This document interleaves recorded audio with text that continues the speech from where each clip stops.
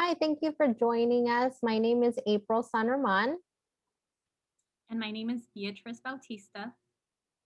and we are going to be presenting on I Am Not My Thoughts. So, what we're going to be talking about throughout this video series is just kind of the basics of cognitive behavioral therapy and how it can be helpful for you.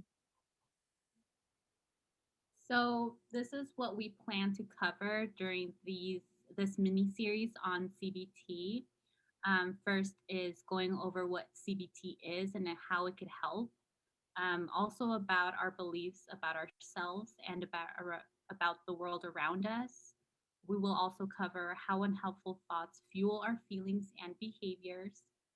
And we're going to be putting our thoughts on trial. And at the end of all of this, we will review everything that has been covered.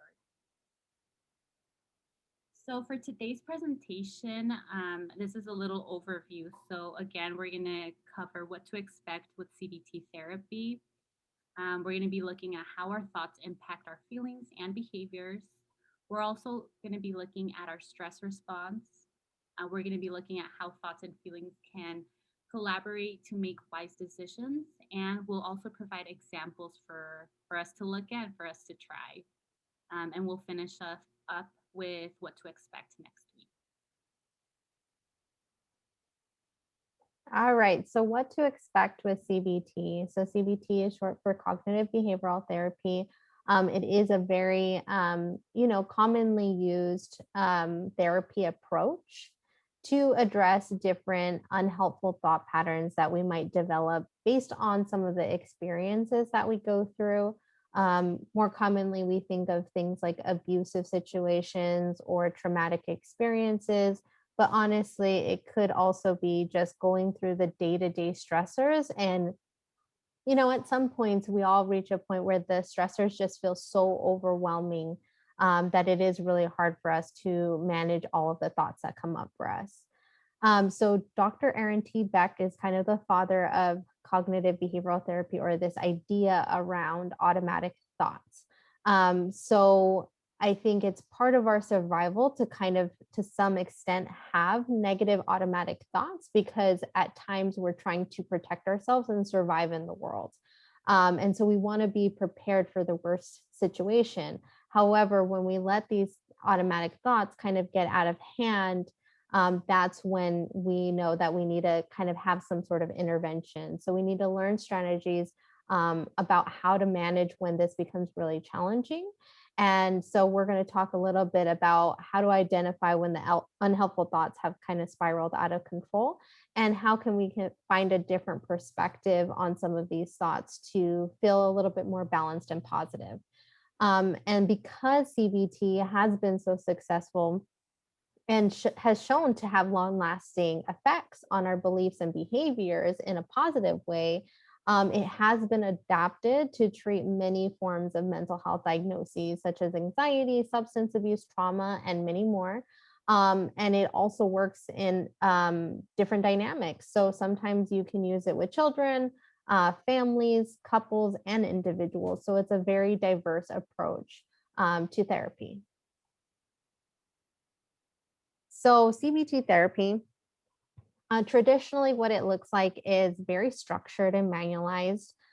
It is set up to be short term. So I think the typical amount of sessions you would see is about 13 sessions. But there is a possibility that you can also do it in even shorter amount of time or for longer term therapy. So in this way, the therapist collaborates with you to establish goals around these unhelpful thoughts. Each session is set to an agenda, and there's always homework assigned to help you build, your efficacy around using the different strategies outside of your appointments, because the idea is that you want to be set up for success after the therapy ends. So we will not be following the manualized version. That's where you kind of have to reach out to either your doctor or find your own kind of like behavioral health professional if you wanted to do something that was a little bit more of the traditional CBT. But we're going to kind of just be going over the very basics of CBT just to kind of give you a taste and an understanding of it. So here we have is the basic cognitive model. And so we can see here how all of them kind of form into this loop. And so the idea is that when we're faced with a conflict with another person or a difficult situation or a new task, we might begin to have automatic negative thoughts about it. Again, the reason being is because we're trying to either protect ourselves. We don't want to take too many risks. We don't want to hurt our egos.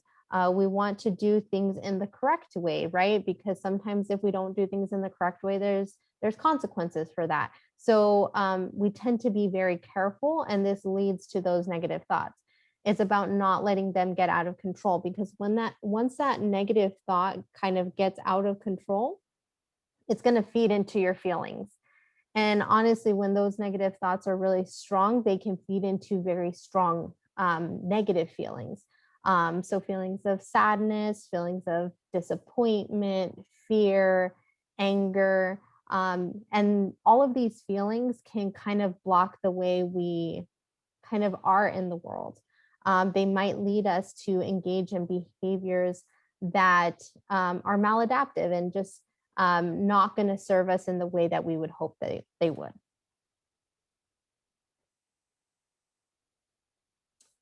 And so, just to give you a little bit more of an idea about how those really strong feelings kind of block our brains from functioning at their most potential, I want to introduce the stress response. So, the stress response is something that we have evolved with, again, to protect ourselves. So, if we go way, way, way, way back to the beginnings of mankind, and we think about how we were hunters and gatherers, and we had to go out there and figure out how to feed ourselves. And sometimes that put us in really dangerous situations where we were fighting like lions, tigers, and bears. And so our body was developed to be able to either fight these threats or flee from them. So that is where we get this fight or flight, kind of term that we hear sometimes. And so our body basically, when it sees something dangerous, it says, okay, like now I need to start pumping adrenaline all through my body because I'm either going to fight this threat or I need to run as fast as I can. Well, now we still have that evolution within us to either fight or flee. The only thing is that we're not really needing to fight or flee like we used to. And so different kind of situations that we now perceive to be dangerous, even though they aren't life or death kind of situations, still trigger our stress response, and we get flooded with adrenaline. Some of the ways that you might notice that you get flooded with adrenaline is you might start to feel shaky. You might start to feel kind of like a knot in your stomach. You might feel a little bit of like heat throughout your body. You might feel that your muscles tense. So these are more of the common ways, but it can present in a lot of different ways. But again, that this is when it's now blocking our mind because our body is just trying to figure out what it needs to do. And so our brain has essentially turned off, and it's just going to all of these automatic thoughts that are trying to keep us from the dangerous thing that we're perceiving. And then freeze is another option that we have over here. So some people do freeze in the face of stress. So it might feel like you're kind of like paralyzed and you're stuck and you don't know what to do. So you're not really fighting or fleeing, you're just kind of stuck there with this idea that something dangerous is coming and you're not really sure how to deal with it.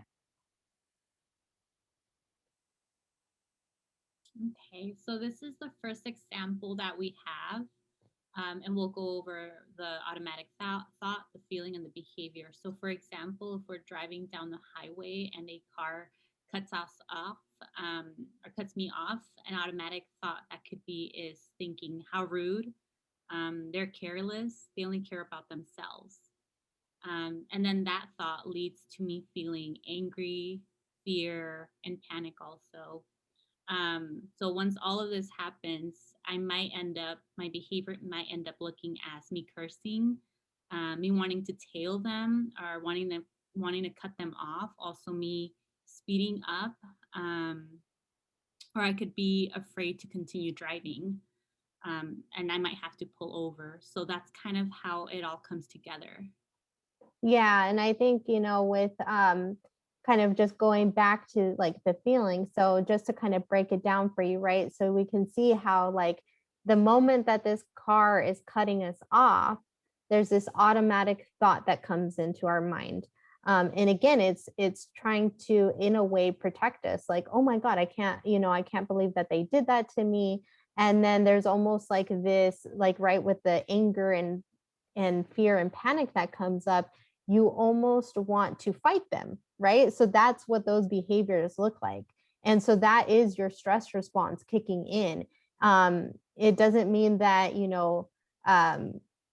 that you're necessarily going to do these things all the time, but because your body is in that stress response, there is a possibility. And then you can see how that behavior is going to lead to a possibly like worse outcome or negative consequence. And so that's why we want to catch ourselves in these automatic thoughts before they, go straight to the feelings and the behaviors. So in the next slide, we'll kind of talk a little bit more about that. So, so here we go, like challenging that automatic thought that we have. So are they really rude? Maybe they're having like an emergency and we don't even realize it. Um, are they having a bad day?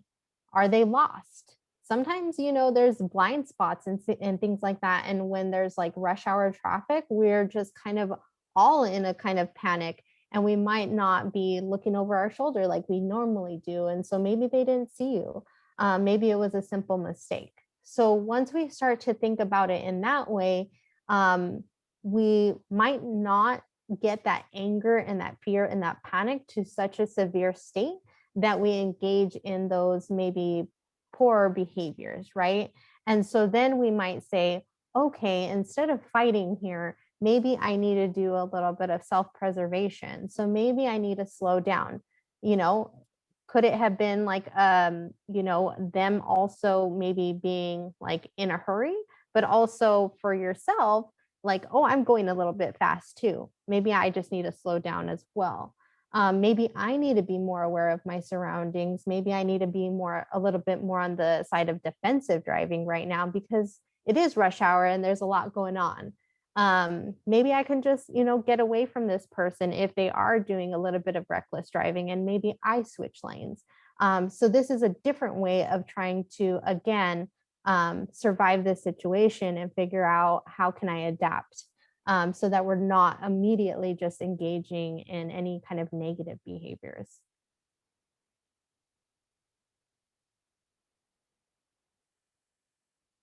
Okay, so here we have some practice that you guys could try also after looking at the examples of, recognizing those automatic thoughts and the feelings and the behaviors that come up with them. We could also try to become more aware of that. And can be done, throughout your day and also through journaling. So even putting it down on pen and paper could also help us become more aware, and even start challenging them there also. Okay, so here are just some reminders. We will have a couple more videos in this series. The second video will really look into our core beliefs. After that, the third video will be on those unhelpful thought patterns, and that goes along with the automatic thoughts as well. And then the fourth video will be on a thought log. And the fifth video will kind of wrap everything up and just do a review of everything that we've covered in this series. These are our resources. If you guys want to do a little bit more research on your own on CBT, this is where you could find more information as well. Thank you for joining us. This right here is our contact information. So if you live in the San Diego rural area, whether it be Alpine, California, or Campo, we also have other locations. You go ahead and contact either of us. And for my phone number, let me see, it's 619-787-0145. We also do have a social media page, and we post on there all week long on different topics. So we have Mindful Mondays, Tasteful Tuesdays, Wellness Wednesdays, Thoughtful Thursdays, and Family Fridays. So make sure to follow us on our social media. We are on Instagram and Facebook. And if you have any questions, that would be a good place to direct message us and ask any questions either about our YouTube videos or if there's any kind of topics that you would like us to create videos on. So thank you again. My name is April. Thank you for joining us today.